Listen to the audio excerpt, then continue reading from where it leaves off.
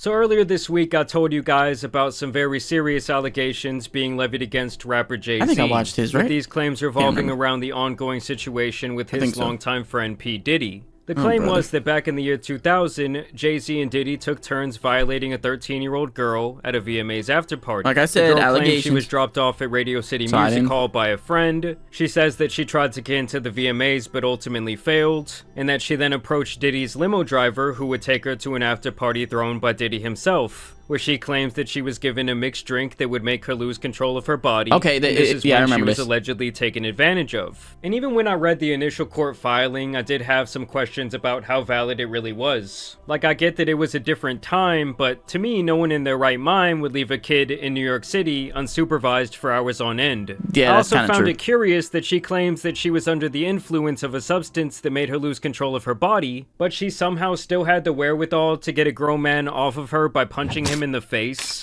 and that she was able to run out of the room, out of the mansion, and retrace her way on foot back to a gas station. With nobody noticing her?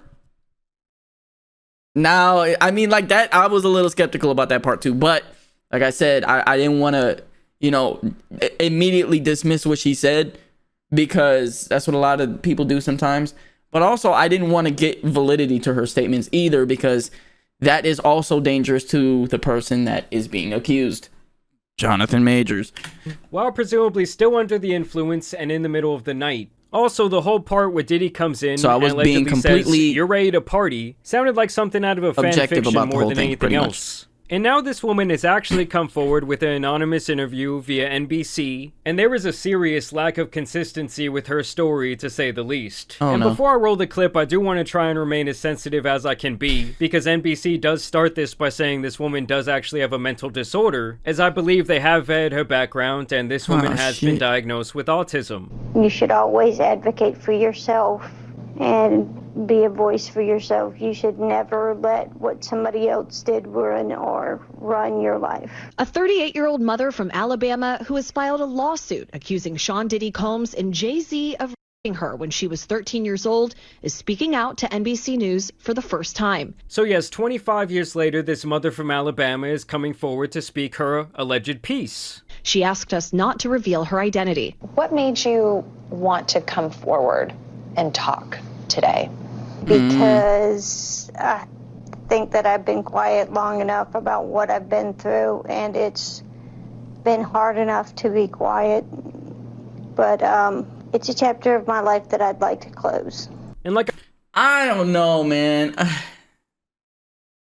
She's not even really okay. Let's see what she talks about. In previous videos, ever since Diddy's house was raided and he was actually detained by the authorities, you've had all these different people coming forward making allegations of criminal activity against him. I believe the total was somewhere around 120 at this point. And while I do believe a lot of those claims will be valid and they will see their day in court, I do think what will also come with that is some bad actors acting in bad faith, really just kind of looking for a payday or a settlement. And I do think that as her story kind of falls apart here in this news segment, you guys will see too that that's most likely what this was. An NBC News review of her account found inconsistencies with her allegations. She says that she went to the MTV Video Music Awards in 2000 to catch a glimpse of her favorite celebrities. You weren't scared to be all alone?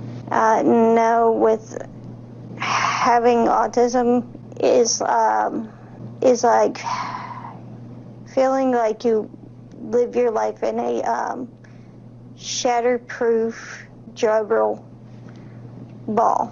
The world's on fire. The fire is inside the ball with you, but there's no way for you to get out. And listen, y'all, I know she's probably trying to say something really deep there about, you know, her experience with having autism. But to me, just off the bat, my initial impression of her is that this lady doesn't really speak like she's exactly within her right mind. The night of the 2000s VMAs, she says a friend drove her from Rochester, New York to Manhattan, a more than 5-hour drive. I mean, why did you hold on? Why did you take this route? Rochester, New York to Manhattan. Why did you take this route?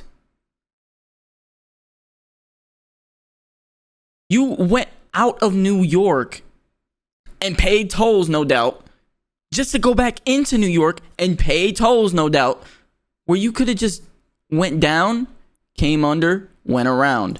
Manhattan, a more than 5-hour drive. That was I such mean, come on, guys. This 5-hour drive, and then you're gonna leave a 13-year-old kid in New York City all by themselves. Yeah, like, that's did it take nuts. the dad 5 hours to come drive and pick her up? Her attorney provided NBC News with the That's name of kinda the nuts. friend who has since died. The woman says she spoke to Combs's limo. who has since died.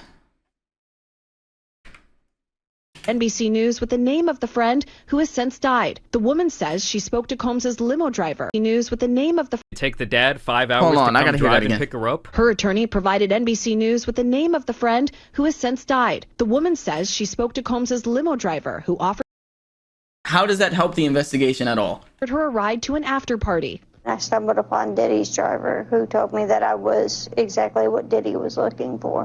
What did you think when he said that to you? I thought it meant that I was just pretty. And here's where her story really starts to fall apart, as several of the alleged witnesses in this situation all have alibis for that night, and many of them were not even in the same state. She went to a White Holy- House, she says, where she spoke to musicians Benji Madden and his brother. I'm talking to Benji Madden about his tattoo because, I have about his tattoo that's the Last Supper because I have a religious background. So it was just something to talk about. And But so he those wasn't- guys are actually both members of the band Good Charlotte, and they did actually release a statement saying that they were nowhere near New York on the night of September 7, 2000. And as you Ooh. can see here by an archive of their Oh! Oh! Y'all can't see that. They literally were performing when the VMAs was happening. In Chicago. There's no way they were there, bro. tour, they were at the Vic Theater that night in Chicago, Illinois. As you guys can see, That this wasn't- website also confirms that information and notes that they were touring with Eve 6 and OPM. And listen, I'm not the best at geography, guys, but Illinois, it's a pretty Yeah. far away from New York just to go to a Diddy party. At the after party, Yeah. she says she had a drink that made her feel woozy. Then she says Combs and Carter took turns raping her while a female celebrity watched. JC comes in and rapes me. He at that point I was fighting, trying to get away from him, and he put his hand over my mouth and told me to stop it, cut the.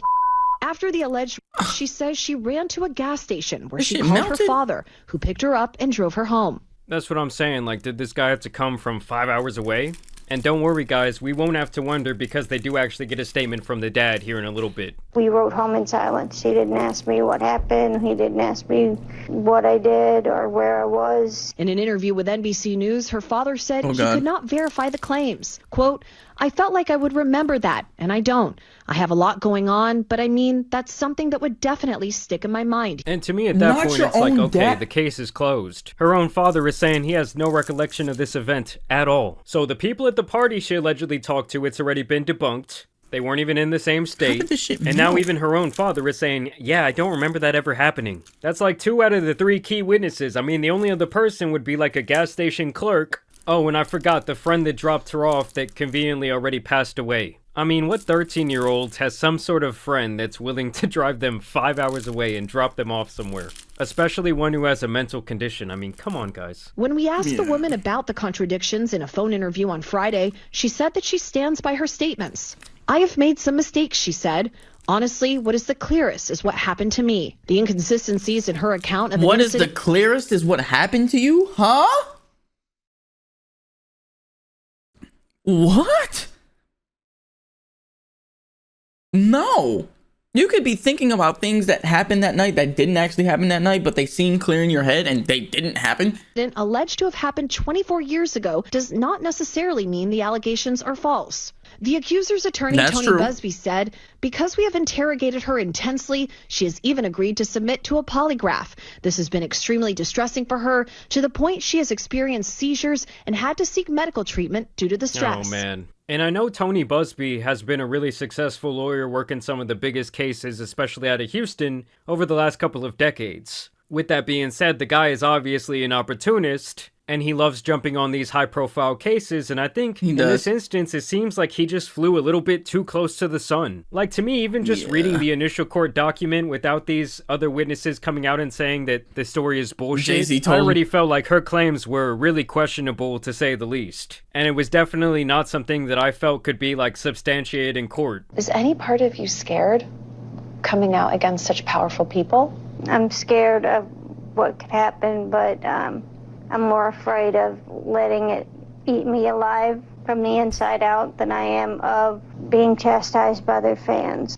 And Jay-Z and Rock Nation, as well as his attorney, would actually put out a statement after this news piece If was it were released. true, I can agree with why she said that. But if it's not true, then it's like, Where he says You might as today's well just kept investigative that. report proves this attorney, Busby, filed a false saw complaint this against part. me in pursuit of money and fame. This incident didn't happen, and yet he filed it in court and doubled down in the press. True justice is coming. We fight from victory, not for victory. This was over before it began. This 1-800 lawyer doesn't realize it yet, but soon. And that's apparently a statement directly from Jay-Z himself. Damn. And in a statement from his lawyer, they say, "It is stunning that a lawyer would not only file such a serious complaint without properly vetting, but would make things worse by further peddling this false story in the press. We're asking the court to dismiss this frivolous case today, and will take up the matter of additional discipline for Mr. Busby and all the lawyers that filed the complaint." And listen, Dog. guys, Jay-Z has money, Jay-Z has power, and that's not just in the entertainment industry. Jay-Z actually holds a lot of political power. He's does. been in bed with the NFL, I believe, for close to a decade. And so now I truly do believe that we're going to see a bit of a war between him and this guy, Tony Busby. Like I told you Yes. guys before, Tony was the one who represented all those women. now look, I'm not even gonna lie to you, bro. Just because a rich person gets off, that doesn't mean that it didn't happen. It could just because it's fucking great lawyers. You know what I'm saying? I don't know if y'all ever watched this show because it's an Apple TV original. I know a lot of people don't normally subscribe to Apple TV, but there's this show called Presumed Innocent where homie was, how do I say this? He was up for trial for killing one of his coworkers. Where I can't spoil it, but basically he's one of his coworkers, and like all of the evidence pointed to it being him. And let's just say, okay, against Deshaun Watson a couple years ago. So you know the NFL wants I don't want wanna to fuck spoil with it him for too. anyone who wants I to mean, watch it. Deshaun Watson, he's a disgusting person. watch the trailer. And business-wise, that was a horrendous look for the NFL. And so you know if they have the chance to like help Jay-Z stick it to Tony in this situation, they definitely will. So yeah, guys, we're gonna have to wait and see what happens in this situation, but to me, this story does seem quite frivolous at this point. I I don't agree. think this accuser has a whole lot of ground to stand on. And I know that there's the saying that the truth does not matter when the lie is more entertaining than the truth itself. But it is shocking to me, this stark contrast between when Jay-Z was initially Wait, what- accused what saying? himself. I know that there's the saying that the truth does not matter when the lie is more entertaining than the truth itself. Oh, but it okay. is shocking to me, the stark contrast between when Jay-Z was initially accused and people saw the headlines that he had violated this 13-year-old girl and how quickly that all spread and how much like hate he was receiving from all these massive pages, Jay-Z getting got 100 millions of problems now. impressions, millions of likes, millions of retweets. But now that this news piece has come out and it doesn't fit that whole narrative, very few people are talking about it. This is being spread on a very small scale. And I'm not trying to say that and that's the problem. That's why I hate social media sometimes. These niggas will go crazy over allegations. And that's why I'm saying, like, allegations are serious, bro. It can ruin niggas' careers. How does a nigga this rich not have a haircut? Jay, bro. Jay, bro. Jay, bro. Come on. This is like KD, bro. Looking at this picture is pissing me off, bro. How could you be this rich and not have a haircut, bro? Jay-Z is some saying, or that he's never been involved in criminal activity, or that his relationship to Diddy all these years isn't questionable to say the least. But at least in this specific instance, this does seem like a whole bunch of BS to me. But either way, I do want to know what you guys think about it down below. Obviously, we will continue to follow the Diddy timeline, so y'all make sure you subscribe. But either way, I do want to thank you guys for watching today's video and dropping a like, maybe sharing it with a friend. But as you guys know, it's been your boy the Tan Superman, and some other court cases out here need to be covered, so I'm out. I don't know, man. I don't know. I like, allegations are crazy because it can really ruin a career. I think, again, we still don't know much, but I do want to say, like, if these allegations are true, again, I kept an objective view on this, but If they're true, then like, damn, Jay, it's over.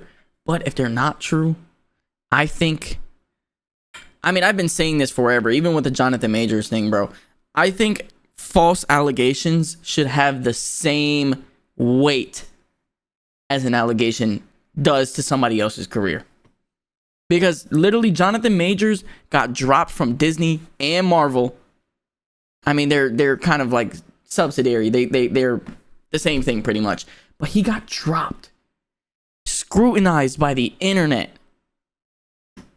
And it wasn't even true. Disney/Marvel dropped Jonathan Majors before they found out if the allegations were even true. And now, all these years later, the allegations are indeed false. She dropped the case. What's Disney gonna do now? Oh, I'm sorry, Jonathan Majors. We dropped you from being Kang and being in an Avengers movie, which we know would have boosted your career like crazy too. But we're sorry. We dropped you because the allegations were just too much for us. Are we kidding? Did we see the allegations on Ezra Miller and y'all still let that nigga fucking slide? Like, come on, bruh. That's not Marvel, but still, like, niggas still let that shit slide.